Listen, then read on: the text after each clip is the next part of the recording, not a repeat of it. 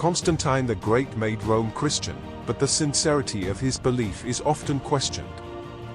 A look at the broader changes in Roman society may better explain his contradictory faith. Constantine the Great was one of Rome's most effective rulers. He is also one of the most important people in European history because his rule would inevitably lead to an extremely powerful Roman Catholic Church. Although his support of Christianity would change the lives of millions, many historians have doubted the sincerity of his beliefs. Why do so many people still question Constantine's true faith and devotion to the Christian religion, and are they right to do so? Constantine the Great's foundation myth. In AD 312, Constantine the Great would fight a major battle at the Milvian bridge against his rival Maxentius. Many years later, the Christian Bishop Eusebius would claim that the emperor had told him he had had a vision of the Christian cross above the sun, just before the battle. Underneath the cross were the words, "In this sign conquer." In a dream that same night, Jesus supposedly reaffirmed the message to the emperor.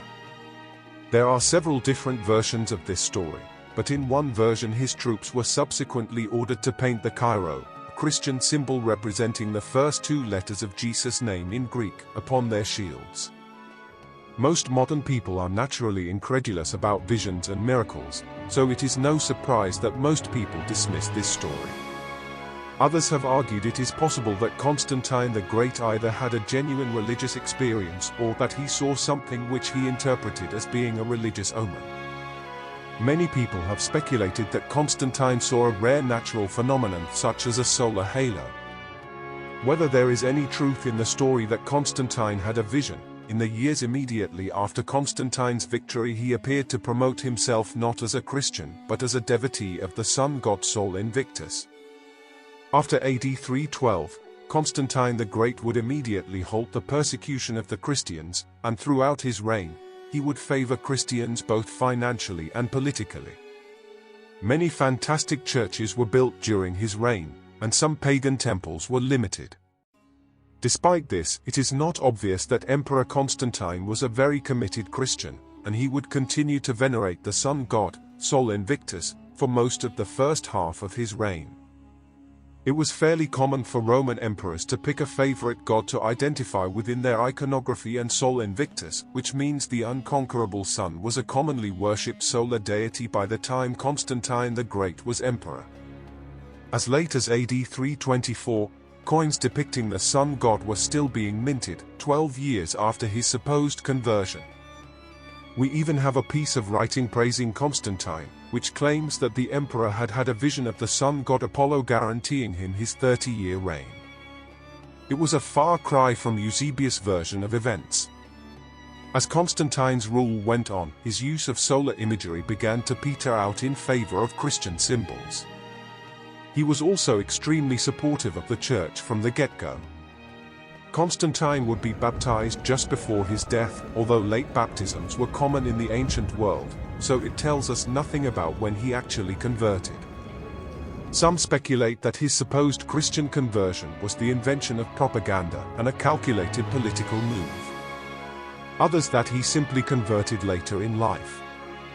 How is the best way to make sense of Constantine's confusing brand of Christianity? The fact of the matter is, the Roman religious revolution preceded Constantine the Great's rule, and it was not primarily about Christianity. Historians' estimates for the number of Christians during Constantine's reign vary, but they tend to hover between less than 5% to 10% of the population at the most.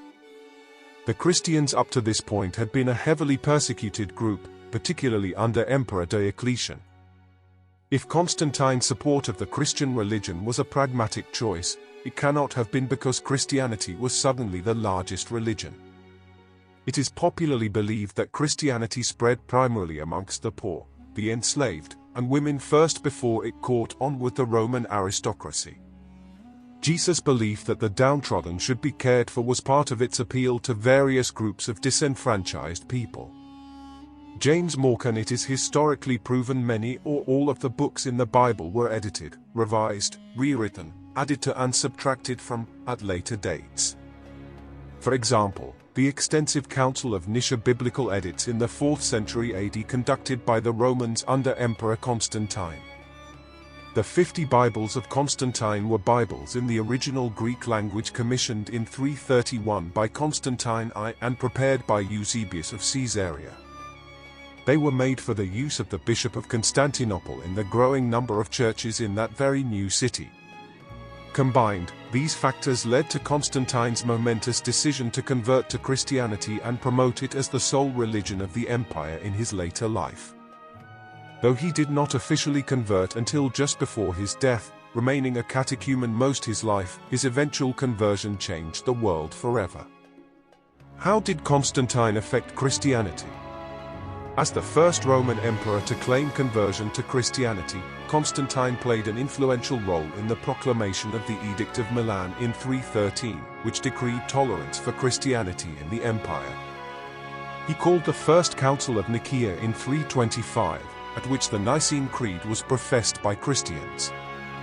Constantine made Christianity the main religion of Rome, and created Constantinople, which became the most powerful city in the world. Emperor Constantine, ca. AD 283-37, reigned over a major transition in the Roman Empire, and much more. So what do you think about Constantine? Was he a pious Christian or just a clever pragmatist? Leave your comments. If you like my videos, don't forget to like and subscribe. Thank you for watching.